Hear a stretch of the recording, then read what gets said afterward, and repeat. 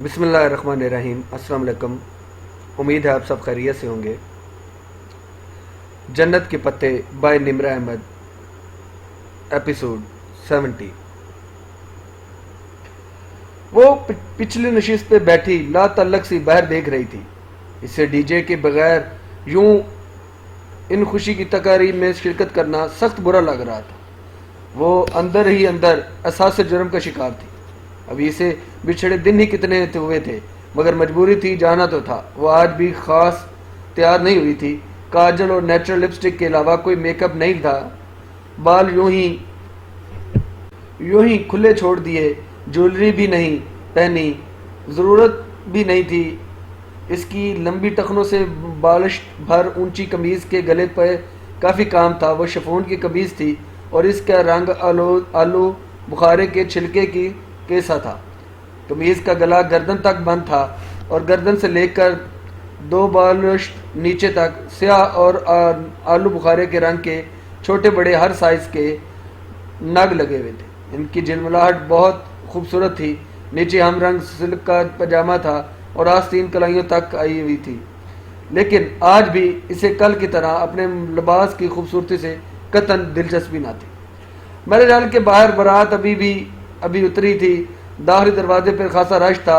سجی سوری زیورات، قیمتی ملبوسات اور خوشبوؤں میں رچی بسی لڑکیاں اور خواتین گاڑیوں سے نکل کر اپنے بال اور میک اپ ٹھیک کرتی دروازے کی جانب بڑھ رہی تھی۔ رضا اور زاہد چاچا وہاں کھڑے خوش اخلاقی سے مسکراتے مہمانوں کو ویلکم کر رہے تھے۔ اسے پتہ تھا کہ مہوش کی کل والی بات کو آج بھلا کے سب شادی میں شرکت کریں گے، اور واقعی یہ ہو رہا تھا۔ کار رکنے پہ اس نے دروازہ کھولا اور باریک ہیل بیر پتھریلی زمین پہ رکھی۔ بے اختیار اسے اپنی ٹوٹی ہوئی سرخ ہیل یاد آئی۔ سر جھٹک کر وہ باہر نکلی اور پرس سنبھالتے ہوئے دروازہ بند کیا۔ ابا جان اور اماں ایک ساتھ میرج ہال کے داخلی دروازے کی جانب بڑھ رہے تھے، اور وہ بھی وہیں چلی جاتی اگر جو اس کے پاؤں پہ وہ پتھر آ کے نہ لگتا۔ آؤچ! اس نے کرا کر پیر ہٹایا اور بجری کا چھوٹا سا ٹکڑا تھا۔ اس نے گردن ہٹا کر ادھر ادھر دیکھا اور مخالف سمت سے آیا تھا جہاں پارکنگ میں گاڑیاں کھڑی تھی، اور کسی نے بہت تاک کر اسے مارا تھا۔ ان گزرتے 3-4 ماہ میں اسے اتنا اندازہ ہو گیا تھا کہ اس کے ساتھ اتفاقات نہیں ہوتے تھے۔ اس نے متلاشی نگاہوں سے اس سمت دیکھا اور پھر ٹھہر سی گئی۔ پارکنگ کے پیچھے سے ایک ہیولہ سا نکلا اور ایک جانب بڑھنے لگا، اور چند لمحے تو وہ اپنی جگہ سے ہل نہ سکی۔ رات کے طریقے میں پارکنگ ایریا کو اونچے پولز کی زرد بتیوں نے مدھم سی روشنی بخش رکھی تھی۔ اس روشنی میں وہ صاف دکھائی دے رہی تھی بڑکتا ہوا نیلا زرتار دوپٹہ، ہم رنگ جوڑے کے اوپر پہنے وہ دوپٹے کا پلو چہرے پہ ذرا سا ڈالے اسے دانتوں سے یوں پکڑے ہوئے تھا کہ دور سے یوں کسی عورت کا گمان ہوتا تھا۔ چہرے کو سفید پینٹ کیے، گہرا آئی میک اپ، سرخ چون سی لپسٹک اور سنہرے بالوں کی وگ لگائے اس کی طرف چلا آ رہا تھا۔ وہ اسے ایک نظر میں پہچان گئی تھی۔ پنکی! اس نے ہراساں نگاہوں سے گردن موڑ کر دور حال کی طرف کو دیکھا۔ ابا کی اس کی جانب پشت تھی۔ وہ واپس مڑی تب تک وہ قریب آ چکا تھا۔ کیسی ہو باجی؟ وہ مسکرایا۔ تم یہاں کیا کر رہے ہو؟ اس نے سراسیمگی سے اسے دیکھتے اپنے پرس پہ گرفت مضبوط کر لی، گویا ذرا بھی وہ آگے بڑھا تو وہ بھاگ اٹھے گی۔ آپ سے ملنے آئی تھی پنکی جی، پنکی کہتے ہیں مجھے۔ یاد ہے جی، وہ مسکرا کر بولا۔ اچھی طرح یاد ہے۔ وہ بولی تو تمہاری ماں اور بہن بھی نہیں ہوں گی۔ اب ہٹو میرے راستے سے۔ غصہ کیوں کر رہی ہو جی؟ میں تو آپ کو کچھ بتانے آئی تھی۔ مائی فٹ! مسئلہ کیا ہے آپ کو میجر احمد؟ وہ پیر پٹک کر بولی۔ اتنے باوقار عہدے پہ فائز ہو کر کیسی حرکتیں کر رہے ہیں آپ؟ لو جی، میں تو ڈولی کا پیغام دینے آئی تھی۔ مگر کیسا پیغام؟ وہ اسی رکھائی سے بولی۔ ڈولی کی حالت امید بخش نہیں ہے، پتہ نہیں کتنے دن جی پائے۔ کیا ہوا؟ وہ ذرا چونکی۔ خود چل کر دیکھ لیں، آئے میں آپ کو لے جاتی ہوں۔ نہیں، کچھ مجھے کہیں نہیں جانا۔ وہ بدک کر 2 قدم پیچھے ہٹی۔ ایک دفعہ تو اس سے مل لیں، اس نے کچھ بتانا ہے آپ کو۔ مجھے کچھ نہیں جاننا۔ تم لوگوں کی ساری معلومات مجھے ARP کی ماں نے دے دی تھی، تلخی سے کہتے ہوئے اس نے پیچھے پھر سے پلٹ کر دیکھا۔ بارات کے مہمان اندر کی جانب بڑھ رہے تھے اور کوئی اس کی طرف متوجہ نہ تھا۔ ہو سکتا ہے کچھ ایسا ہو جو اس کی ماں کو بھی نہ پتا ہو۔ کیا وہ پنکی پھر بغور پنکی کو دیکھا کیا وہ چونکی اور پھر بغور پنکی کو دیکھا۔ اس کے اونچے قدم کے سوا کوئی چیز اس روز جناح سپر کی شاپ میں ملنے والے اس اسمارٹ گلاسز والے نوجوان کا پتہ نہیں دیتی تھی۔ پنکی کا تو چہرہ بھی جلا ہوا نہیں لگتا تھا، مگر نہیں، اس کا چہرہ تو سلیٹ کی طرح چپٹا تھا، ایسی جھلی جس نے اس سب نقش چھپا دیے ہوں۔ خدایا، کیسے یہ لوگ اپنے چہرے بدل لیتے ہیں۔ مگر آنکھیں، وہ چونکی، یہ آنکھیں وہی ہیں، وہی گلاسز کے پیچھے سے جھلکتی آنکھیں، اب آئی شیڈوز کی چمکیلی تہ کے باوجود انہیں پہچان گئی تھی۔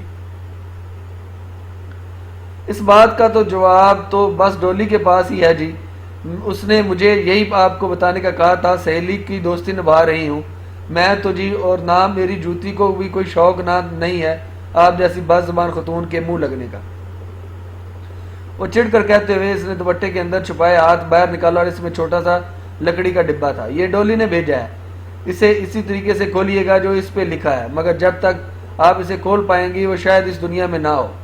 حیا نے اس کے بڑے ہوئے ہاتھوں میں پکڑے اس ڈبے کو دیکھا اور اس کی کلائی پہ وہی کانٹے کا سرخ بھورا نشان تھا۔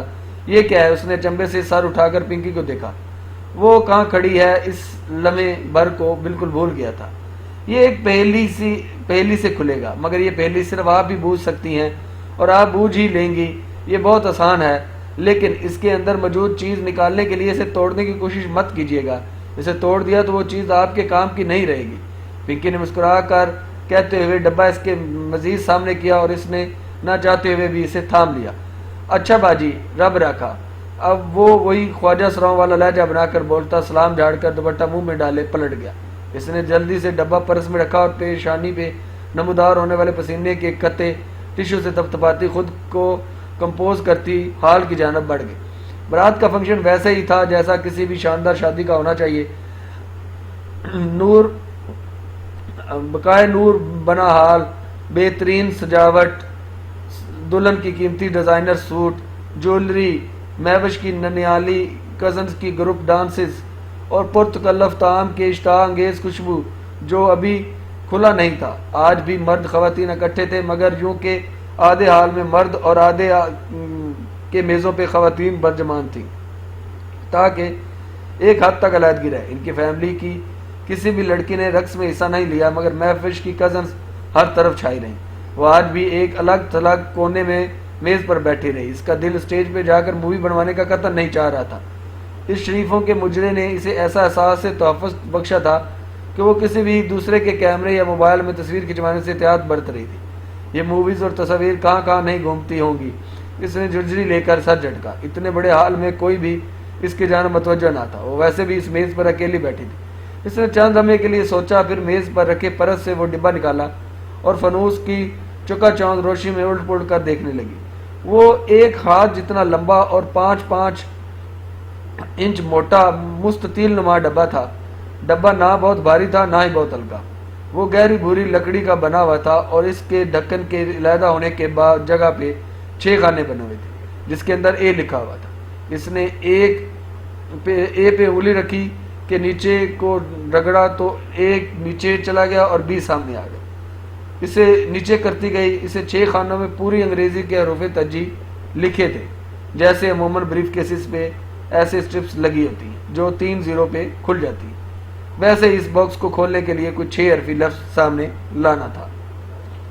پنکی نے کہا کہ اسے کھولنے کا طریقہ اس ڈبے پہ لکھا ہے۔ اس ڈبے نے الٹ پلٹ کر دیکھا اور لہجہ بھر کو ٹھٹکی۔ اسے ڈھکن کے اوپری سطح پہ کچھ کھدا ہوا نظر آیا اور وہ چہرہ ڈبے پہ جھکائے آنکھیں سکیڑ کر پڑھنے لگی۔ وہ بہت باریک انگریزی میں لکھا فقرہ تھا، Into the same river no man can enter twice. ایک ہی دریا میں کوئی شخص 2 دفعہ نہیں اتر سکتا۔ Into the same river no man can enter twice. اس نے الجھن بڑے انداز میں وہ فقرہ دہرایا۔ کیا یہ وہی پہلی تھی جس کا ذکر پنکی نے کیا تھا؟ مگر یہ پہلی تو نہیں لگتی تھی، اس میں تو کوئی سوال ہی نہ تھا، بس ایک سادہ سا فقرہ تھا۔ السلام علیکم۔ آواز پہ اس نے کرنٹ کھا کے گردن اٹھائی اور ساتھ ہی گود میں رکھے ڈبے پہ دوپٹہ ڈالا۔ سامنے شیلا کھڑی تھی، سیاہ عبایا کے اوپر سبز سکارف کا نقاب انگلیوں سے تھامے، اپنی ازلی نرم انداز میں مسکراتے ہوئے۔ وعلیکم السلام شیلا بھائی بھابھی کیسی ہیں آپ؟ آئیں بیٹھیں۔ وہ ذرا سنبھل کر اٹھی اور جلدی سے ڈبہ پرس میں ڈال کر ان سے گلے ملی۔ میں ٹھیک ہوں، تم سناؤ؟ مجھے علم نہیں تھا کہ تم آئی ہوئی ہو، وہ رسان سے کہتی ساتھ والی کرسی پر بیٹھی۔ پھر ابھی فاطمہ پھپھو نے تمہاری فرینڈ کا بتایا، really sorry for her. D J کے ذکر پہ اس کے سینے میں ایک ہوک سی اٹھی اور پھر سے افسردہ ہو گئی۔ پتہ نہیں شیلا بھابھی اللہ تعالیٰ کی کیا مرضی تھی، میری ایک ہی دوست تھی ترکی میں اور میرے تمام دوستوں سے بڑھ کر ہو گئی تھی۔ بہت دعا کی تھی میں نے اس کے لیے، مگر کوئی دعا قبول نہیں ہوئی، نہ چاہتے ہوئے بھی شکوہ لبوں پہ آ گیا۔ اللہ تمہیں صبر دے گا، ہم سب ہیں نا تمہارے ساتھ۔ شیلا نے اس کا ہاتھ نرمی سے دبایا۔ سبین آنٹی کا بیٹا بھی آیا ہے؟ جی وہ ادھر ہے۔ اس نے نگاہوں کا زاویہ موڑا تو شیلا نے تعقب میں دیکھا۔ سٹیج کے قریب وہ سلمان صاحب کے ساتھ کھڑا تھا۔ سادہ ڈنر سوٹ کے ملبوس اس کے مقناطیسی شخصیت بہت شاندار لگ رہی تھی۔ سلمان صاحب اس کے شانے پہ ہاتھ رکھے کسی سے اس کا تعارف کروا رہے تھے اور دھیمے انداز میں مسکرا رہا تھا۔ آج وہ اس کے ساتھ اتنے مطمئن اور مسرور لگ رہے تھے گویا روہیل واپس آ گیا ہو۔ بہت اچھا، ماشاءاللہ، تھینکس۔ وہ لمحے بھر کو جھکی۔ شیلا بھابھی ایک بات کہوں، آپ کے ساس نے آپ کو اتنی خوبصورت بڑی بنائی تھی اور آج بھی آپ نے انہی میں سے کوئی سوٹ پہنا ہوگا۔ اس طرف تو عورتیں ہی ہیں، آپ کا عبایا، میرا مطلب ہے آپ کے کپڑے تو نظر نہیں آ رہے۔ وہ رک کر ہچکچاتے ہوئے بولی تھی۔ داور بھائی کی مہندی پہ اس نے بہت کھنک اور دار لہجے میں شیلا کو نقاب اتارنے کے لیے کہا تھا، مگر آج اس کی آواز سے وہ کھنک مفقود ہو چکی تھی۔ جواباً شیلا بہت تھکن سے مسکرائی تھی۔ کیا فرق پڑتا ہے یا اتنے مردوں کو اپنے کپڑے دکھا کر مجھے کیا مل جائے گا؟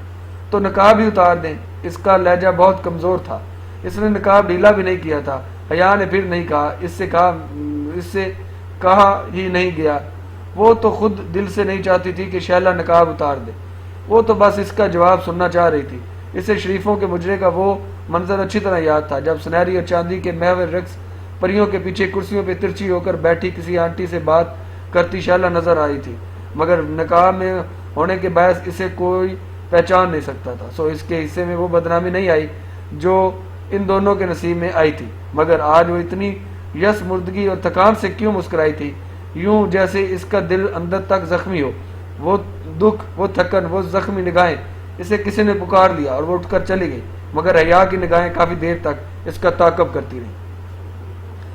پچھلی دفعہ اسے شیلا کے عبایا میں دیکھ کر عجیب کوفت بھرا احساس ہوا تھا، مگر آج ایسا نہیں ہوا تھا۔ اس کی ان دکھ بڑی آنکھوں میں اٹک کر رہ گئی تھی۔ شیلا کو کیا غم تھا؟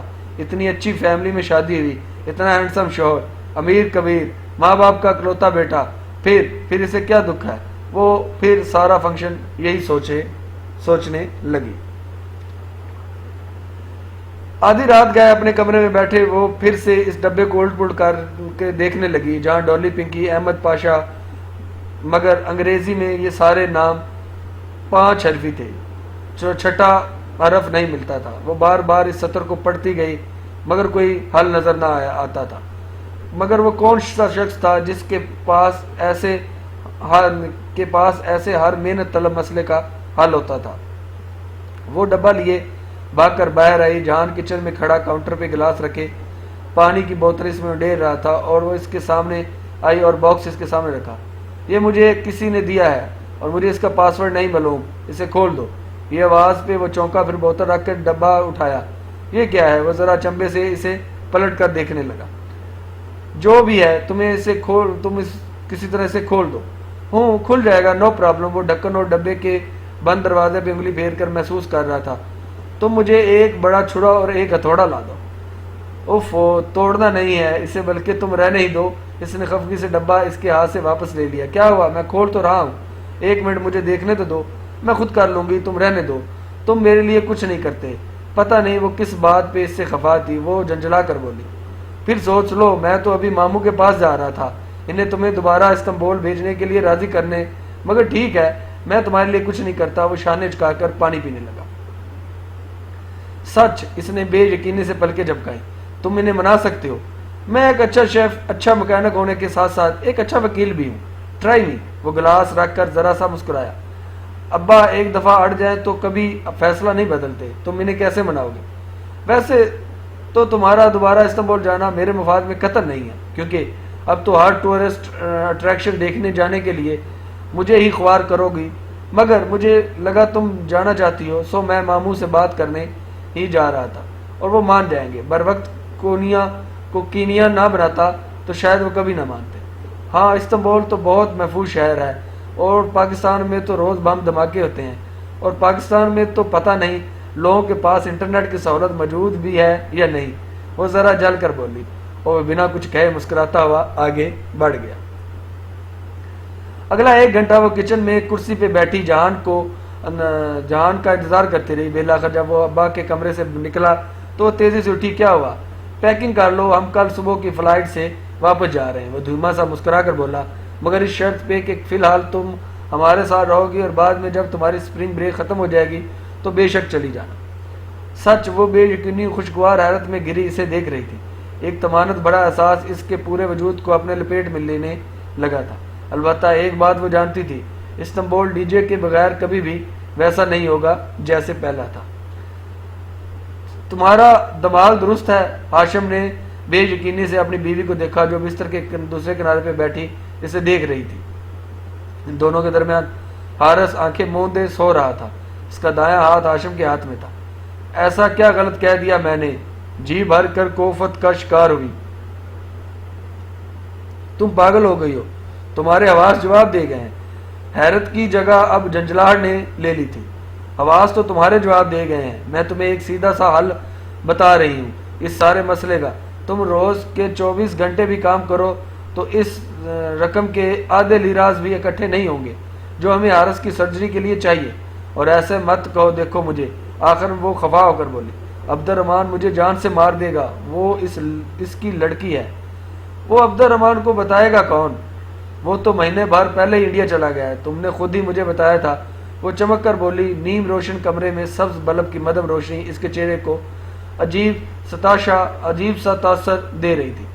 وہ انڈیا گیا ہے, مر نہیں گیا, جو اسے کبھی پتہ نہیں چلے گا. وہ مجھے جان سے مار دے گا سلمہ, تو پھر تم اپنی جان سنبھال کے بیٹھے رہو, حارث کو مرنے کے لیے چھوڑ دو. وہ غصے سے کہتی اٹھ کر چادریں طے کرنے لگی. سلمہ, میں ایسا نہیں کر سکتا. اب کہ وہ قدر تذبذب سے بولا تھا. تو تم کیا کر سکتے ہو؟ کیا تم نے حارث کے اور کیا ہے تم نے حارث کے لیے؟ میرا بیٹا مجھے بہت پیارا ہے. اس نے سوتے ہوئے حارث پہ ایک نظر ڈالی. مگر وہ بھی تو کسی کی بیٹی ہے. میں بھی تو کسی کی بیٹی تھی. مجھے اس ڈربے میں لا کر پل پل مارنے سے پہلے تم نے سوچا؟ وہ چادر کا گولا بنا کر ایک طرف پھینکتی جارحانہ انداز میں اس کی طرف آئی. تم مرد ہو کر ڈرتے کیوں ہو؟ تم عبد الرحمن کو نہیں جانتی. میں بس اتنا جانتی ہوں کہ اگر میرا بیٹا مر رہا ہے تو اس کا ذمہ دار عبد الرحمن پاشا ہے. اگر وہ تمہیں تمہاری مطلوبہ رقم دے دیتا تو ہم کبھی یہ کرنے کا نہ سوچتے. کوئی کمی تو نہیں تھی اس کو پیسے کی, پھر بھی اس نے ہاتھ روک رکھا تھا. اب تو تم اس کا خیال کر لو یا اپنے بیٹے کا, فیصلہ تمہارا ہے. سلمہ کے نقوش مدھم روشنی میں بگڑے دکھائی دے رہے تھے. اس وقت یوں تیز بولتی, اور وہ بولتی ہوئی بہت تیز بولتی جا رہی تھی. ہاشم تذبذب سے اسے دیکھے گیا. وہ جو کہہ رہی تھی وہ اتنا مشکل تو نہ تھا, مگر وہ جان کے ساتھ سیدھی اس گھر میں آئی تھی. پھر کھانا کھا کر اس نے اجازت چاہی. اس کا سارا سامان سماجی کے ڈوروں میں رکھا تھا, اور جسے افراتفری میں وہ گئی تھی سوائے چند چیزوں کے کچھ بھی نہیں اٹھایا. پھپھو نے اصرار کیا وہ چھٹیاں ختم ہونے تک ان کے پاس رکے گی, مگر وہ کل آنے کا وعدہ کر کے اٹھ کھڑی ہوئی. میں تو پھر کہوں گی کہ رک جاؤ. پھپھو ذرا خفا سی تھی. پھپھو, میں کل آؤں گی نا, پر امس اب جلتی ہوں. ٹھیک ہے, مگر کل ضرور آنا. جہان ٹیشو سے ہاتھ صاف کرتے ہوئے ڈائننگ ٹیبل سے اٹھا, اور اس کی آنکھیں اور ناک گلابی پڑ چکے تھے. سرد و گرم علاقوں کے مابین سفر کا موسمی اثر تھا کہ استنبول پہنچتے ہی اس کو فلو بخار میں بدل گیا تھا. آؤ میں تمہیں چھوڑ دیتا ہوں, صرف ٹاکسم تک چھوڑنا, آگے میں گورسل پکڑ دوں گی. میں سبانچی تک چھوڑ آؤں گا, نو پرابلم. وہ چابی پکڑے جیکٹ پہنتے ہوئے بولا. نہیں, اس بخار میں تم سے 45 منٹ کی ڈرائیونگ کروائی تو 45 دن تک تم جتاتے رہو گے. ویسے بھی مجھے یہ تمہارے احسان بہت جمع ہو گئے ہیں, مجھ پہ تمہارے احسان بہت جمع ہو گئے ہیں. میں اتنے سارے کیسے اتاروں گی؟ وہ اس کے سامنے سینے پہ بازو لپیٹے کھڑی مسکراتے ہوئے کہہ رہی تھی. اتارنے کے لیے کس نے کہا ہے؟ وہ ذرا سا مسکرا کر دروازے کی جانب بڑھ گیا اور اس کی پشت کو دیکھے گئی۔ وقت گزرنے کے ساتھ ساتھ جہان کا رویہ اس کے ساتھ نرم پڑتا جا رہا تھا۔ پاکستان میں پہلے 2 دن تو وہ لا تعلق رہا، شاید اس کے لیے دونوں کو ٹھیک سے بات کرنے کا موقع ہی نہیں ملا تھا، مگر پھر اس نے خود ہی کچھ محسوس کیا تھا، تب ہی وہ خود آگے بڑھا اور ان کے درمیان کھڑی سرد دیوار ڈھا دی۔ لیکن کیا وہ اس کے لیے وہ محسوس کرتا تھا جو وہ اس کے لیے کرتی ہے؟ کیا اسے ان کا وہ بھولا بسرا رشتہ یاد تھا؟ اس کے متعلق اس گھر میں کوئی بات نہیں، اس کے متعلق اس گھر میں کوئی بات نہیں کرتا تھا۔ ابھی کچھ دن وہ اس کے گھر رہے گی تو ان سارے سوالات کے جواب جاننے کی کوشش ضرور کرے گی، اس نے تہیہ کر لیا تھا۔ ٹاکسم اسکوئر کا مجسمہ آزادی اس طرح تھا جیسے وہ چھوڑ کر گئی تھی۔ مجسمے کے گرد گول چکر میں اگی گھاس پہ سرخ اور سفید اور زرد ٹیولپس کھلے تھے۔ ہر جگہ سالانہ ٹیولپ فیسٹیول کے پوسٹر بھی لگے تھے جو ہر سال کی طرح اس موسم بہار میں بھی استنبول میں منعقد ہونا تھا۔ ٹیولپ کے پھول استنبول کا سمبل تھا، مگر ان کی دل فریب مہک میں ڈوبا ٹاکسم اسکوئر حیا کو خزاں آلود لگا تھا۔ وہ بہار اب وہاں نہیں تھی جیسے ڈی جے نہیں تھی۔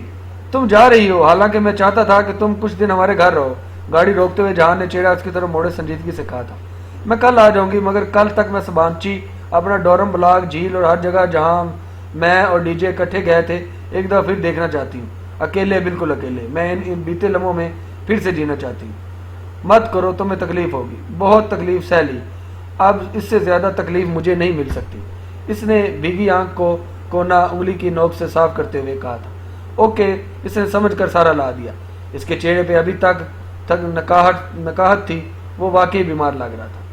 جہان چلا گیا۔ مجسمہ آزادی کے گرد کی گھاس کے قریب جا کر کھڑی ہوئی اور گھاس کو گول قطع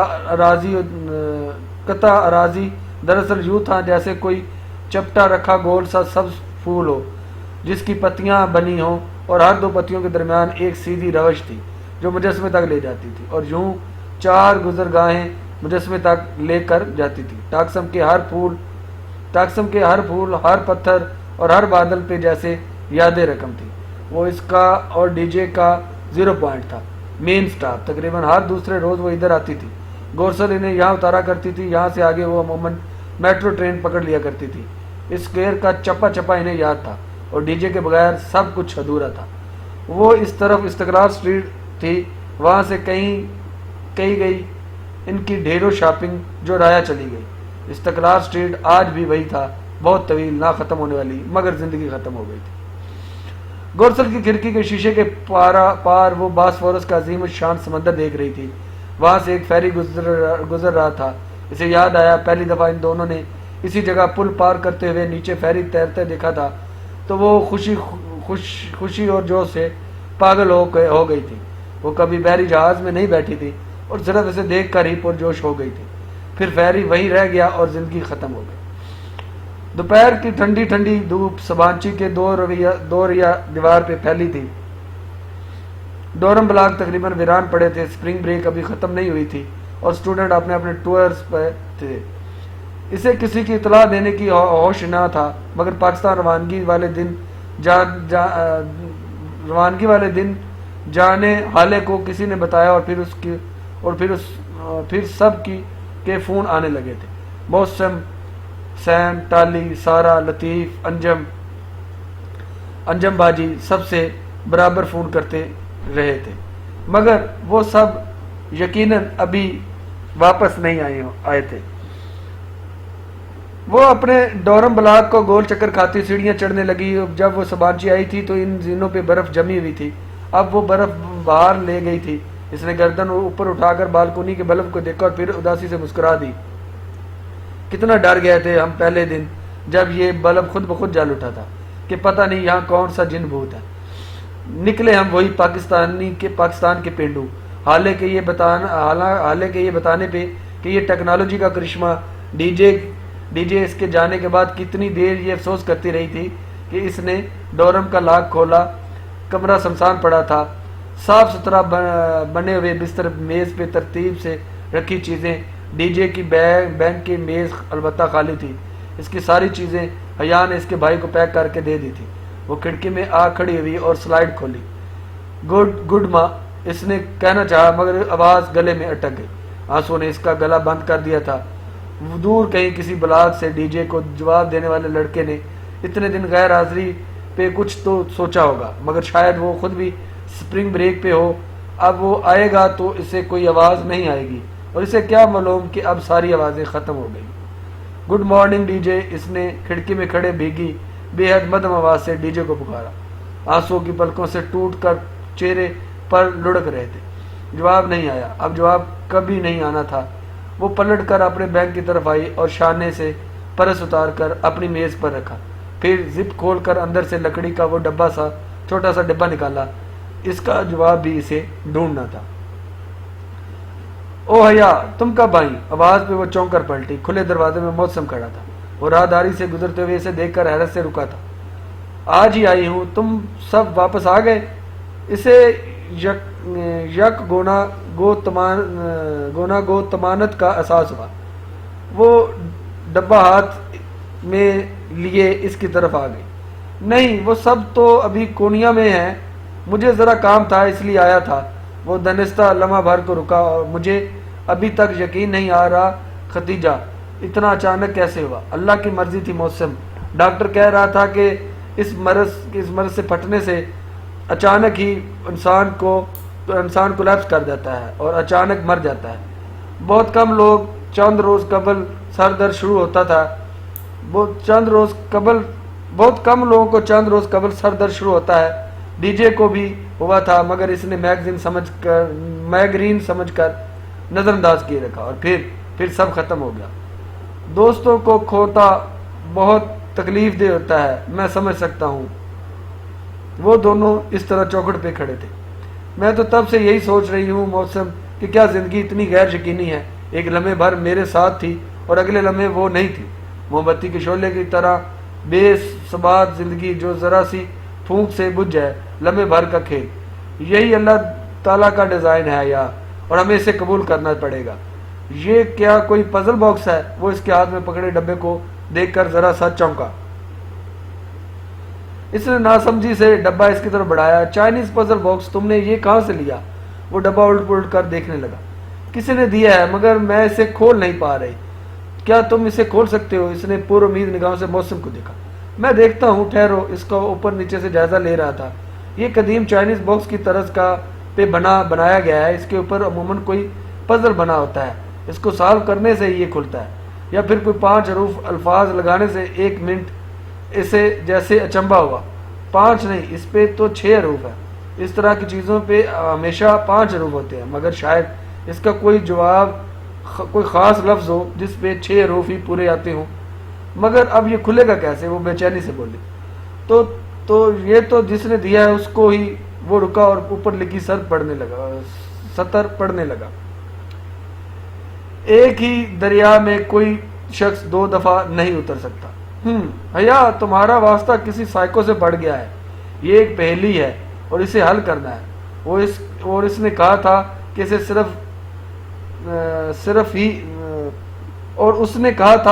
صرف میں ہی حل کر سکتی ہوں، اور اگر اسے توڑا تو یہ میرے کام کا نہیں رہے گا۔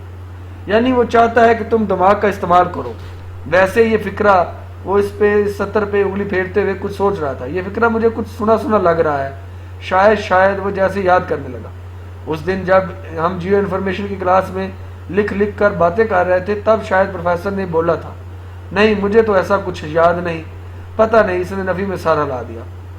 انسان کی یادداشت چیزوں کو بہت ریلیٹ کرتی ہے۔ ہمیں ایک چیز کو دیکھ کر اس سے متعلقہ چیز یاد آ جاتی ہے۔ مجھے بھی اس کو دیکھ کر وہی کلاس یاد آئی۔ خیر، جو بھی ہے، تم فکر نہ کرو، ہم اس کا کوئی حل نکال لیں گے۔ ابھی تو میں کام سے جا رہا ہوں، دیر سے آؤں گا۔ تم دروازہ اچھی طرح لاک کر دینا۔ آج کل ڈورم بلاک تقریباً خالی ہے، ٹھیک ہے؟ اس کے یوں خیال کرنے پہ وہ زیر لب مسکرا دی۔ وہ چلا گیا۔ اس نے واقعی کمرہ اچھی طرح لاک کر لیا۔ سبانچی اتنی ویران تھی کہ اسے انجانا سا خوف محسوس ہو رہا تھا۔ ٹاکسم سے یہاں آنے تک اسے مسلسل محسوس ہوتا رہا کہ کوئی اسے دیکھ رہا ہے، کوئی اس کے پیچھے ہے۔ حالانکہ پیچھے مڑ کر دیکھنے پہ اسے سب کچھ معمول کے مطابق نظر آتا، مگر کچھ تھا جو اسے بے چین کیے ہوئے تھا۔ رات بھر دیر تک لیٹے وہ پزل باکس کو دونوں ہاتھوں میں پکڑے انگوٹھے سے حروف ترجیح کے سلائیڈ اوپر نیچے کرتی رہی۔ اس نے حروف کو کئی جوڑ بنائے مگر وہ مکفر رہا. اسے نیند نے کب گھیرا اسے علم بھی نہیں ہوا.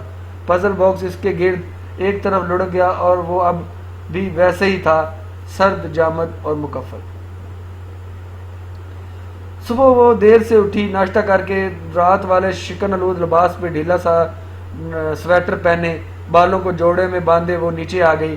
اس کا رخ یونیورسٹی میں فوٹو کاپیئر کی طرف تھا. وہاں اس نے کچھ نوٹس کیے، کئی روز پہلے فوٹو اسٹیٹ کروائے تھے اور انہیں اٹھانے کا موقع ہی نہیں مل سکا تھا. صبح کی چمکیلی مگر ٹھنڈی ہوا سبانچی کے سبزہ دار پہ بہ رہی تھی.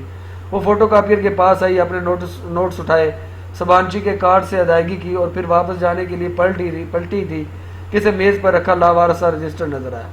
رجسٹر جانا پہچانا تھا. اس نے پہلا صفحہ پلٹا اور اس پہ بڑا بڑا ڈی جے لکھا تھا. O D J. ایک اداس مسکراہٹ اس کے لبوں کو چھو گئی. ڈی جے کا نسیان. وہ اپنا رجسٹر فوٹو کاپیئر پہ ہی چھوڑ جایا کرتی تھی. اس نے رجسٹر اٹھا لیا، وہ اب اس کا تھا. باقی چیزیں تو ڈی جے کے فیملی کو دے چکی تھی مگر اس کی یادگار سنبھالنے کا حق تو اسے بھی تھا. وہ باہر آ گئی اور گھاس پر بیٹھ کر ڈی جے کے رجسٹر کو صفحے پلٹنے لگی. وہ اس کا رف رجسٹر تھا جسے وہ زیادہ تر لکھ کر باتیں کرنے کے لیے استعمال کرتی تھی اور ایسی باتیں عموماً وہ آخری صفحے پہ ہی کیا کرتی تھی. اس نے آخری صفحہ پلٹا تو دھیرے سے مسکرا دی. اس روز جیو انفارمیشن سسٹم کی کلاس میں ان کی اور فلسطینی اسپرنگ بریک کی پلاننگ اس پہ لکھی تھی. وہ بہت محبت سے ڈی جے کے لکھے الفاظ پہ انگلی پھیرتے انہیں پڑھ رہی تھی جب ایک دم وہ رک گئی. رجسٹر کے آخری صفحے کے اوپر بڑا بڑا کر کے ڈی جے کی لکھائی میں لکھا تھا Into the same river no man can enter twice. Heraclitus 535 to 475 to 535 BC. ایک ہی دریا میں ایک شخص دوبارہ نہیں اتر سکتا. ہراکلیتس. وہ بالکل شل سی سانس روکے تحیر سے اس سطر کو دیکھ رہی تھی. کیا یہ پزل باکس اسے ڈی جے نے بھیجا تھا؟ جب تک اس اپنے آپ اسے کھول پائے گی وہ شاید اس دنیا میں نہ رہے. وہ رجسٹر لیے ایک دم سے اٹھ کر ڈورم کی طرف بھاگی. اسے موسم کو ڈھونڈنا تھا. ہرکلیتس یونانی فلسفی. یاد آ گیا. موسم نے وہ سطر پڑھتے ہوئے بے اختیار ماتھے کو چھوا. ہاں، یہ ہراکلیتس کا ایک قول ہے جسے تم اس کے دوسرے اقوال جیسے تم اس کے دوسرے اقوال سنے ہوں گے. مثلا وہ یاد کر کے بتانے لگا، کتے اسی پہ بھونکتے ہیں جسے وہ نہیں جانتے ہوئے، یا انسان کا کردار اس کی تقدیر ہوتا ہے. وہ انگریزی کے چند مشہور اقوال بتا رہا تھا. ہاں بالکل. حیا نے اس بات میں سارا لایا. اس نے اس میں سے کوئی بھی قول نہیں سن رکھا تھا تو ثابت ہوا کہ ہم اس پزل کے ٹھیک راستے پہ چل نکلے ہیں. اس راستے پہ ایک شخص نے یقیناً بریڈ کرمز گرائے ہوں گے اور ہم ایک ایک کر کے ہنسل اور گریٹل کے ان بریڈ کرمز کو ہمیں چننا ہے. شش. وہ دور بیٹھی لائبریرین نے کتاب سے سر اٹھا کر اینک کے اوپر سے ان کو ناگواری سے ٹوکا. وہ دونوں اس وقت لائبریری میں آمنے سامنے بیٹھے تھے. Sorry ma'am. حیا نے گردن موڑ کر ایک معذرت خواہانہ مسکراہٹ اس کی طرف اچھالی اور واپس پلٹی. اچھا اب کیا کرنا ہے؟ وہ دھیمی سرگوشی میں پوچھ رہی تھی.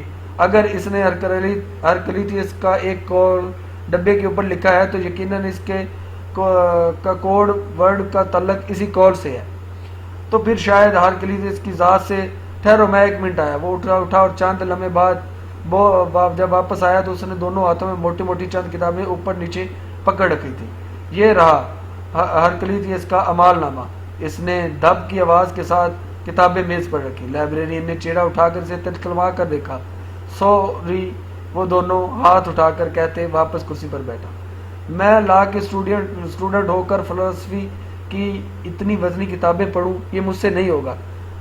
میں گوگل کر لیتی ہوں. لیپ ٹاپ ادھر دکھاؤ. اس نے ہاتھ رکھے موسم کے لیپ ٹاپ کو اپنی طرف گھمایا اور ان کے پیڈ پہ انگلیاں رکھی. اف. جب اتنے ڈھیر سارے نتیجے کھلے اور وہ بیزار سی ہو گئی. اسے جلدی سے کوئی جواب چاہیے تھا اور بس جلدی سے وہ باکس کھولنا چاہتی تھی. اتنے لمبے لمبے ڈاکومنٹس پڑھنے کا حوصلہ اس میں نہیں تھا. ادھر لاؤ، میں پڑھ کر تمہیں مین پوائنٹس بتاتا ہوں. اس کی کوف دیکھ کر موسم نے لیپ ٹاپ اپنی طرف گھمایا اور پھر اسکرین پہ نگاہیں دوڑاتے ہوئے پڑھنے لگا. ہوں اچھا. ہرکلیتس کا مطلب ایشیا مائنر سے تھا. خاصا بد مزاج فلاسفر تھا. اپنے علاقے میں چیف برسٹ بھی رہا ہے اور بہت خاندانی بھی تھا، بڑے بڑے فلسفیوں کا خاصی حقارت سے دیکھا کرتا تھا۔ اس کے خیال میں عمر کے بڑے چوک میں لے جا کر درے مارنے چاہیے، اور ہیوسڈ اتنا جاہل ہے کہ اس سے دن اور رات کا فرق نہیں پتا۔ ہرکلیتس کے مشہور اقوال یہ ہیں: گدھا سونے پہ گھاس کو ترجیح دیتے ہیں، کتا ہر شخص پہ بھونکتے ہیں جسے وہ نہیں جانتے، اور بس کر دو موسم ورنہ میں پاگل ہو جاؤں گی۔ اس نے جھنجھلا کر لیپ ٹاپ کی اسکرین ہاتھ سے دبا کر فولڈ کر دی۔ موسم ہنس دیا، پھر اپنا موبائل نکالا۔ لطیف رات کو آ گیا ہے، اس کا ایک سائیڈ کورس فلسفی ہے، اس کو بلاتا ہوں۔ لطیف کو ادھر آنے اور اس کی ساری بات سمجھنے میں 15 منٹ لگ گئے۔ اب وہ موسم کے ساتھ والی نشست پہ بیٹھا سوچتے ہوئے اس پزل باکس کو دیکھ رہا تھا۔ وہ کیتھولک اور خالصتاً ڈچ تھا، مگر افغانستان میں پیدائش کے وقت لطیف کے نام پہ اس کا نام رکھا تھا۔ چونکہ اس کو پہلی خوراک ایک مسلمان نرس نے دی تھی، سو لطیف ذہنی اور اخلاقی طور پہ ان فلسطینی لڑکوں جیسا ہی لگتا تھا۔ میں تو ہرکلیتس نامہ سن کر تنگ آ گئی ہوں، اور اس کے یہ کتوں، گدھوں اور حیا نے باکس کی طرف اشارہ کیا۔ دریاؤں والے اقوال میری سمجھ سے تو باہر ہیں۔ ایک منٹ، لطیف ذرا چونکا۔ وہ کتوں اور گدھوں والے اس کے اقوال ہوں گے، مگر یہ دریا والا صرف اس کا قول نہیں ہے، بلکہ اس کے مشہور زمانہ فلسفی، یہ ایک مشہور زمانہ فلسفی ہے، فلکس فلسفی، تم نے سن تو رکھی ہوگی۔ میں ہرکلیتس کا نام آج پہلی دفعہ سن رہی ہوں، کجا کہ اس کی فلسفی۔ او نو! آج کی قسط کے لیے اتنا ہی، انشاءاللہ اگلی قسط کے ساتھ دوبارہ حاضر ہوں گے۔ اور جن لوگوں نے ابھی تک میرا چینل سبسکرائب نہیں کیا، میں ان سے ریکویسٹ کرتا ہوں کہ میرا چینل سبسکرائب کر دیں۔ اللہ حافظ۔